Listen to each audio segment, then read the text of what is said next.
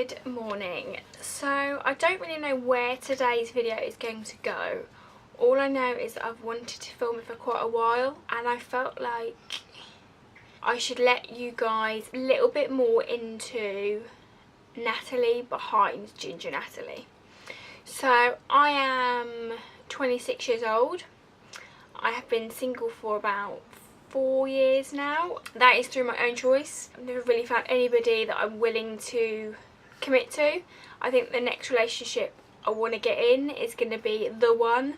I don't really see any point in wasting time. My time or the other person's time. I want the next one to be the big thing because my parents got married really young, met each other, were engaged really quick, married really quick, and they've been together like 40 years. And they said to me, Natalie, when you know, you know. And I've never really had anybody come into my life that I've really, as soon as I've met them, I've known.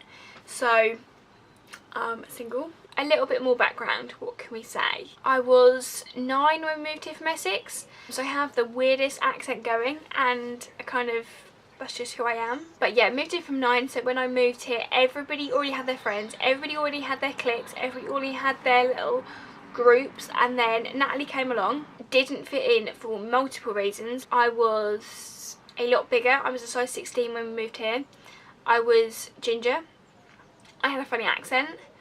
I had spots. And I was a little bit quirky, a little bit crazy, and didn't really fit in with everybody else. So if you had anything to be bullied for, I had it all basically rolled into one. So school for me was not the most fun or enjoyable experience. And also with my fiery temper, like if anybody even said the slightest thing to me, I would fly off the handle at them. And looking back at it now, I didn't deal with things the best way, but it was the only way I kind of knew how to, because I didn't really know how to control the way I was feeling. All I knew was I just wanted to have friends, I just wanted to be liked, and I just wanted to fit in, I suppose. I didn't want to cry. But yeah, I'm coming from a place where I was bullied, and I know that it's hard trying to fit in and trying to just be like everybody else, and just wanting friends and wanting to be liked and all that sort of stuff. The reason I dress so outlandish and so crazy and so in your face is because I want people to look at the fashion. I don't want people to look at me. I don't want people to comment on me as a person. I don't want people to... I find it incredibly hard to trust people, like incredibly hard to trust people, because I always worry about what people's motives are, whether they actually want to be my friend or whether they're just in it to see how I can benefit their life, which I know isn't the greatest way to deal with things, but it's just the way I have dealt with things and the way I probably will deal with things for the foreseeable future, because I've been hurt so many times by best friends and by relationships and things like that, that I just find it hard to trust. What I'm realising, I would say I've got 4 super close friends that if I needed them any time of day, any time of night, they are there for me. And I would rather have 4 super close friends than a million acquaintances every single day. I'm a strong believer in your life is planned out for you, and I'm a strong believer in fate, and I'm a strong believer in if it's meant to be, it won't pass you by. Whether it comes around when it's meant to, or whether it's meant to come around in a year's time, 2 years time, if it's meant to be, it will happen. And everything in life is kind of fallen into that place. If I hadn't have had the shitty start at school that I had, I would not be the person I am today. I would not be as strong-willed. I would not be as so ballsy, as so driven to my ambition, so driven to be who I want to be and to be a flamingo in a flock of pigeons. I do not care if I stand out. I will wear anything and it doesn't really faze me. I'll wear the most fluffiest, brightest, pinkest coat and stand out, and it doesn't faze me. But strip me back and put me in all black or all white or all one colour and I feel so self-conscious. That is not me. I don't regret any of my past because it's obviously made me the person I am today. I am me, and I am happy with that. I am ginger, I am bold, I am sassy, I am in your face, I don't care.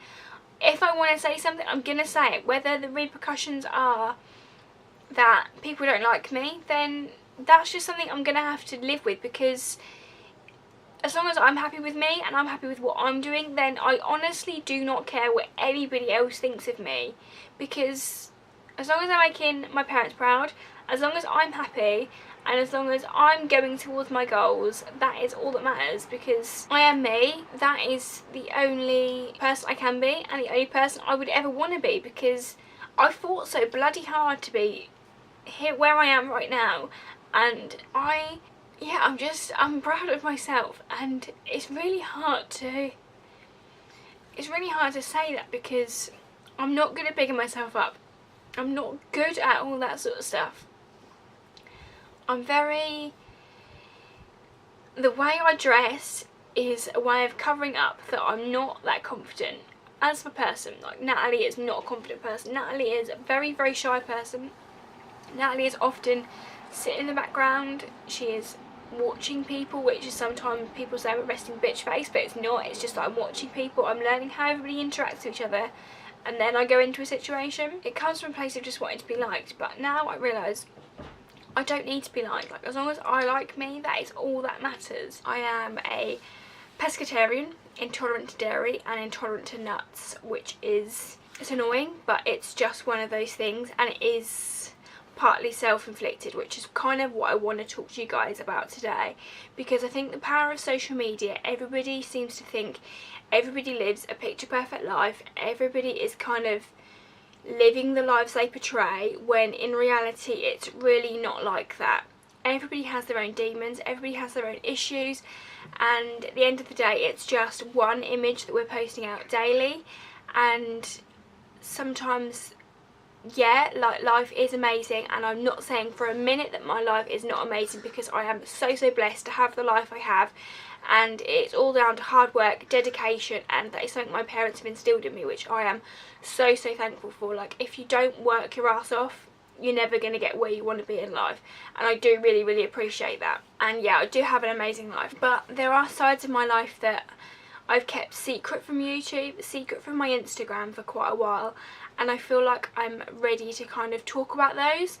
And if I can help anybody with those issues, then this awkward, I don't really know where it's going video is completely worth it. So let's just go into the eating issues, because that is predominantly what one of the issues is. So yeah, so I'm pescatarian, intolerant to dairy and intolerant to nuts. Pescatarian is by choice, and it is not the best story ever. It's probably the worst story you'll ever hear.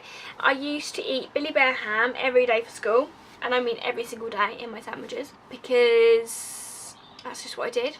And someone bet me a £5 that I could not do it for a week, and I haven't eaten meat since. So about 4 years ago now, I lost a lot of weight. I'm talking like 4 stone in just under a year, which is dramatic, I know that.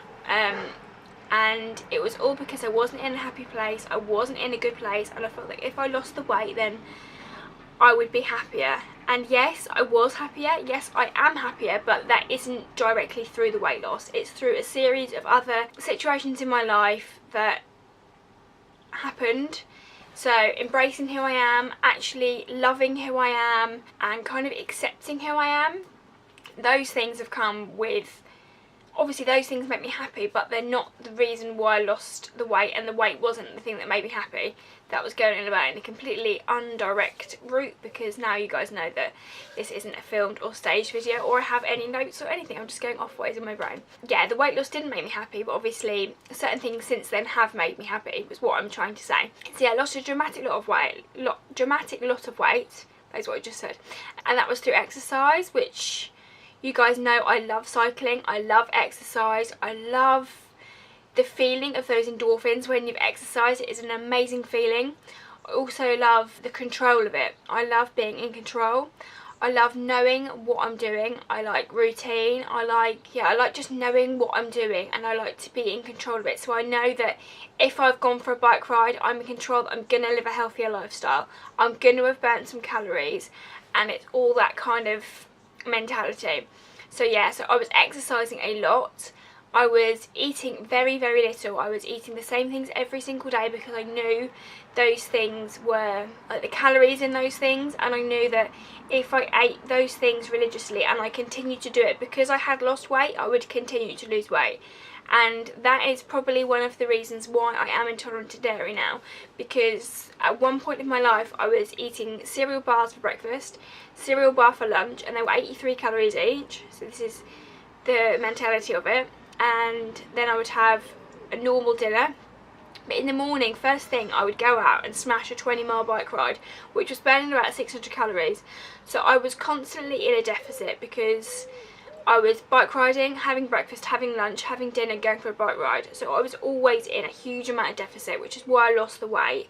But looking at it now, it was my way of controlling, my way of coping, because I'd just come out of a not great ending relationship, and it was my way of dealing with things and kind of putting the control back into my life that I felt like I lost when I left my happiness and my personality in the hands of someone else. Because I find that is a lot of the case when you're in a relationship, you kind of put your happiness into them, when in reality, like, I know now that your happiness only comes when you are happy, not when someone else is allowing you to be happy, which is probably why I've been single for so long, because I will not put up with anybody's shit anymore. Unless I'm happy with you and you're happy with me, I'm happy just being by myself, and that is a lot of happies. So yeah, so I was in a very, very bad place, that I was controlling what I was eating.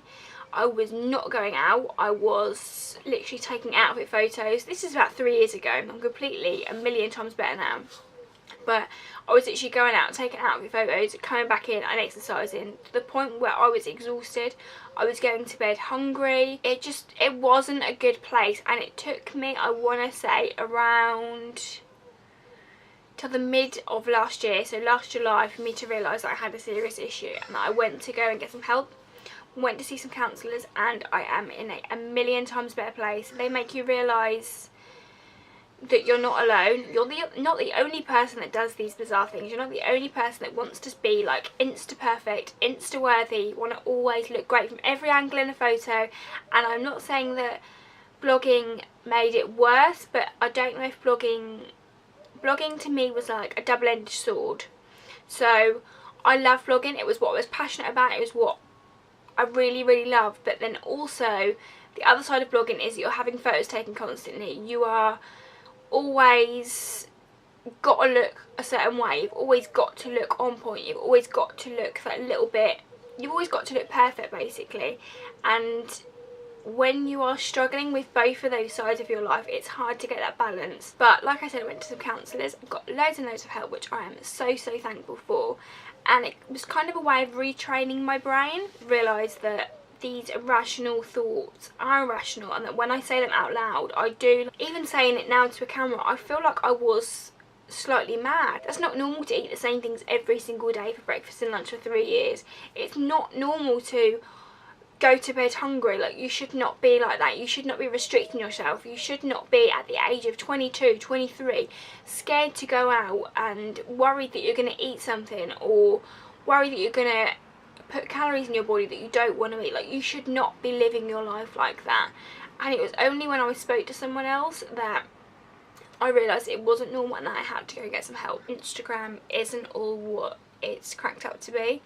Everybody has flaws, everybody has issues, everybody has their own little battles going on, and it's so easy for everybody to just scroll on social media and to see everybody else having perfect lives when your life isn't perfect. A few weeks ago I was really, really down and was seriously struggling. Luckily I managed to kind of get myself out of it just through speaking to friends and putting my thoughts down. Like, I explained a few weeks ago that I've got a weekly planner, and that has helped me dramatically. Like, I always panic that I'm going to forget something. I always panic that I'm cramming too much into my days. I always panic that I'm not going to be achieving my goals. I panic that I'm not going to make my parents proud. I panic that I'm not doing everything that I should be to my full potential. Like, I am a serious panicker, and my brain just never switches off. I found it hard to sleep. I was really struggling because I've got such a creative mind, and now only speaking to other creative people from completely different fields, like people at the gym, my friends, like all different kinds of backgrounds. I've only worked this out recently that a lot of creative people struggle with the same things, and it's that you're always striving for perfection. You've always got an overactive brain because you're always thinking of the next thing to do, the next thing to create, and you've got so many ideas going around in your brain that it's really hard to switch off. I find it incredibly hard to switch off. I find it incredibly hard to get that work-life balance. I've always got my eyes on different things, like even when I'm walking around I'm like, oh, that'd be a good place to do a photo, or I love the colours of that and that together and that'd be a really good colour combination. Like, I find it incredibly hard to switch off, which is really good that I'm always on the go and I'm always looking for the next thing and I'm always got my eyes out for something. But then also I find it incredibly hard to switch off. Like, if someone's chatting to me and there's something behind them that is a great colour combination, I find it very hard to concentrate on them because I'm watching that, which I do probably need to learn how to deal with that a little bit better, because yeah, I need to get a better work-life balance, and I am going to really try on that because I do struggle. And like I said about a month ago, I really did feel like I was going to burn out because all I was doing was working, all I was doing was trying to keep up with everything. Like, it's hard to work and keep us up a social life and take some time to relax, and it got to the point where I was feeling guilty for just having a night off, which I shouldn't feel like that. It should be fine to be like, I just want to stay in, I just want to chill out and sit in front of the telly and watch crap programmes and have a face mask and just recuperate. Like, I find it hard to do that because I feel like I've always got to be doing something. Even yesterday I was sat in the car waiting for my friend, and it should have been 10 minutes to just chill out and just sit there, and I wasn't. It was 10 minutes of me editing photos and going on Instagram and post, like, getting the caption ready for tomorrow's photo. Like, I find it incredibly hard to switch off. Instagram is not all it's cracked up to be. It is an app. It is an outlet to portray a picture perfect life. There isn't always a picture perfect life. I did that for a long time, portraying a picture perfect life, and it wasn't picture perfect. And I just had my chief ability, which is one of my main abilities in life, and that is just to wing it, which isn't always the best way, because if you need help, then there's no shame in asking for help. Like, if you need help, just go to your closest friends, go to your family, or even if you don't want to go to them because you haven't, like, a fear of being judged, always message me. My DMs are always open on Instagram. Just message me and be like, Natalie, I'm struggling, I need someone to speak to, and I'm here. Because sometimes speaking to someone who's completely detached from you, someone who cannot judge you, someone who does not know your backstory, is the easiest person to speak to because they can't judge you. But yeah, I wanted to film this video because it's important to spread that message. It's important to show that everybody has flaws, everyone has insecurities, everyone has little issues that they deal with, and you are not alone. Just because you see all these super skinny girls on Instagram and you think it's okay to comment and be like, eat a cake, have some McDonald's, do this, do that, you do not know what is going on in their brain. You do not know what they're dealing with, what their issues are. So I just wish, this is my one wish in life, that everybody was just a little bit nicer to each other. Everybody realised that no one is your competition. The only competition you have in life is yourself. And as long as you're competing with yourself and you're bettering yourself as a person every single day, then that is all that matters, because no one else is a competitor to me. And I will say that to anybody. Yeah, so I don't really know if this video has been any help, if this video has been a complete rambling mess. I'm hoping I can edit it into be something. I'm sorry I didn't make much eye contact with the camera, but when I feel like, it's not embarrassing, like, I shouldn't be embarrassed this is my past, I should not be embarrassed this is who I am, but it's one thing saying it and it's another thing filming it. But I felt like I needed to do it, and I felt a lot better for doing it. And I said I wouldn't cry, and that's the third time I've really cried.